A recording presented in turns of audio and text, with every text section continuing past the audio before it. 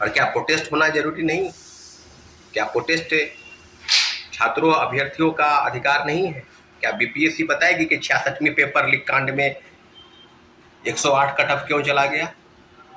औरंगाबाद के एक परीक्षा केंद्र से परीक्षा जो है क्वेश्चन पेपर आउट हुआ था, मात्र उसी परीक्षा केंद्र का क्वेश्चन जो अति परीक्षा को रद्द किया गया। 67वीं पेपर लीक कांड उद्भेदन हुआ, कई लोगों के नाम सामने आए, फिर उन लोगों को बचाने का प्रयास क्यों? इन अधिकारों का जो हनन हो रहा है उसकी रक्षा करें। और बीपीएससी जो गलत नीतियों पर चली है, रवि परमार मनु भाई जो खुद भ्रष्टाचार में लिप्त है, ऐसे व्यक्ति को चेयरमैन बनाने का क्या औचित्य है? कौन सी ऐसी मजबूरी है? मुझे लगता है कि ये जो केस किया गया है, करवाया गया है, इसमें ऐसे ऐसे लोग शामिल हैं जो निश्चित रूप से शिक्षा माफिया हैं।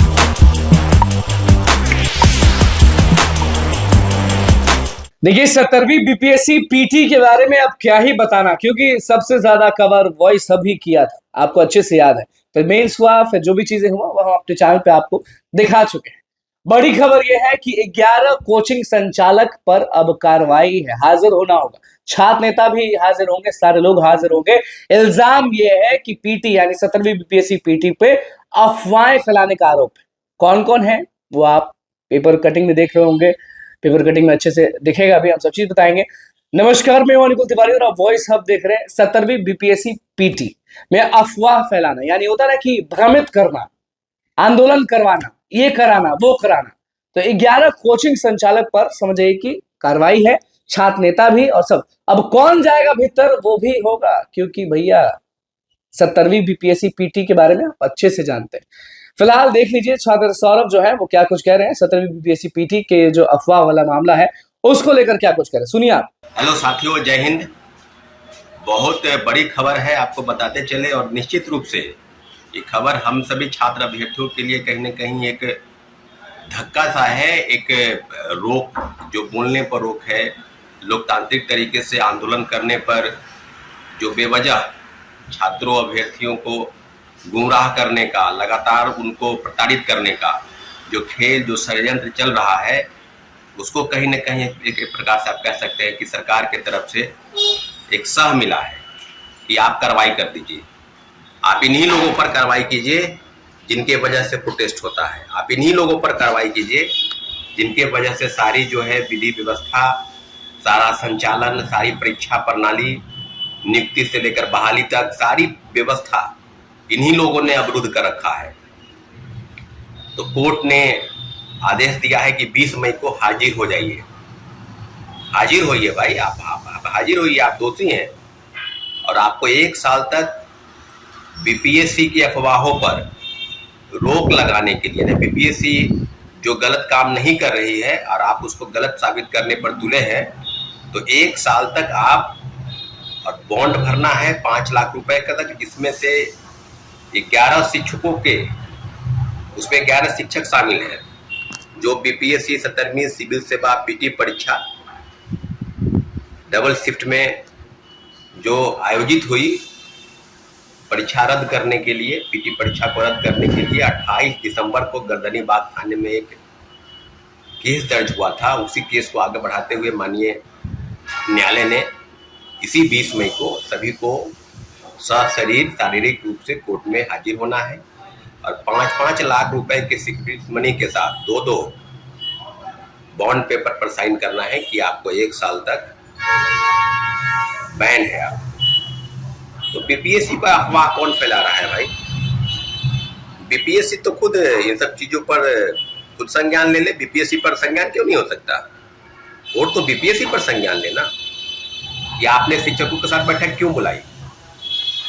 अगर बैठक बुलाई तो आपने कहा कि हम नॉमिनेशन लागू करेंगे या नहीं करेंगे, फिर 15 नवंबर को बैठक बुलाने की तिथि आपने क्यों तय की?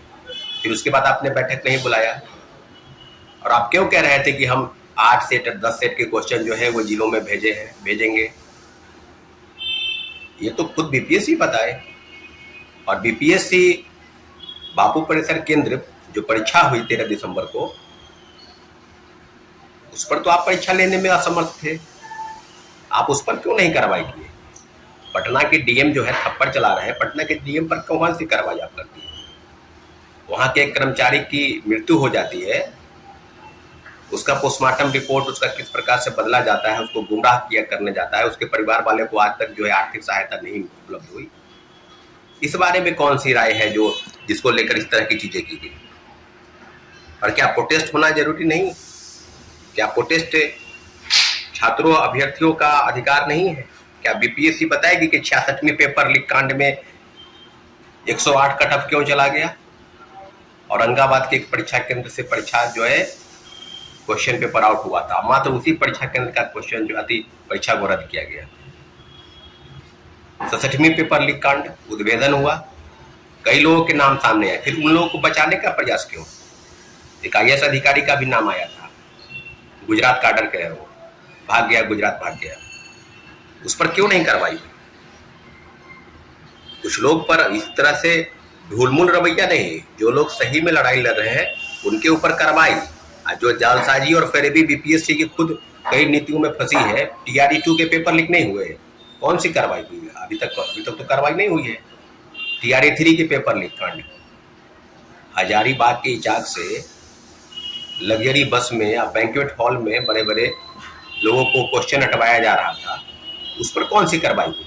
उस पर तो अभी तक कोई कार्रवाई नहीं हुई। अभी तक तो सभी लोगों को छोड़ दिया गया है लगभग। मास्टरमाइंड कौन है? कभी संजीव मुखिया, कभी उसका बेटा डॉक्टर शिव, और कभी किसी तरह से संजीव मुखिया का भी मुखिया कौन है, उस पर कार्रवाई करने की हिम्मत नहीं है। एक से एक माफिया है।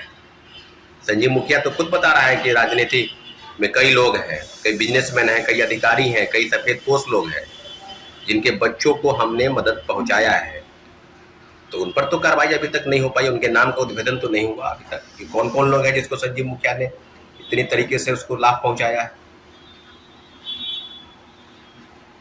पूरी तरीके से ये उन लोगों के लिए, गरीब, असहाय, निर्धन के बच्चे, मध्यम वर्गीय परिवार के बच्चे, या उन सब लोग के बच्चे जो सरकारी नौकरी पाना चाहते हैं मेरिट के दम पर, पैसे के दम पर नहीं। और निश्चित रूप से आंदोलन उनका एक हक है, उनका एक अधिकार है कि जहां किसी को लगता है कि उनके साथ गलत हुआ है तो कहीं ना कहीं सड़क पर उतरकर सरकार के लिए, सरकार को ध्यान में आकृष्ट करते हुए कि हमारी मांग आप सुने, अगर आप नहीं सुनते हैं तब हम कोर्ट के दरवाजे पर जाएंगे। और निश्चित रूप से कोर्ट के दरवाजे में लोग जाते हैं। न्याय अन्याय होना अलग बात है, लेकिन अंतिम रूप से तब कोर्ट जाते हैं। पहले सरकार से निवेदन करते हैं, सरकार के खिलाफ लड़ाई नहीं होती है, सरकार को निश्चित रूप से बताया जाता है कि आप इन अधिकारों का जो हनन हो रहा है उसकी रक्षा करें। और बीपीएससी जो गलत नीतियों पर चली है, रवि परमार, मनु भाई जो खुद भ्रष्टाचार में लिप्त है, ऐसे व्यक्ति को चेयरमैन बनाने का क्या औचित्य है? कौन सी ऐसी मजबूरी है? मुझे लगता है कि ये जो केस किया गया है, करवाया गया है, इसमें ऐसे ऐसे लोग शामिल हैं जो निश्चित रूप से शिक्षा माफिया हैं। उन कोचिंग माफिया, शिक्षा माफिया पर कार्रवाई न कर कर इन ऐसे लोग पर जो लोग लगातार लड़ाई लड़े हैं शिक्षकों के साथ, और उसके ऊपर कार्रवाई हो रही है। कुछ यूट्यूबर इसमें भी शामिल हैं, लेकिन इतना जरूर है कि जो लड़ाई लड़ी जाएगी वो लड़ी जाएगी और कोर्ट के आदेश का पालन होगा। लेकिन इतना जरूर है कि ये जो जिस प्रकार की चीजें चल रही है वो निश्चित रूप से सही नहीं है। तो आप सुन लीजिए, अब पेपर कटिंग आपको मेरे बगल में दिख रहा होगा, जिसमें साफ हेडलाइन में लिखा हुआ है कि 11 कोचिंग संचालक छात्र नेता अफवाह फैलाने के आरोप में अंदर भी जा सकते हैं।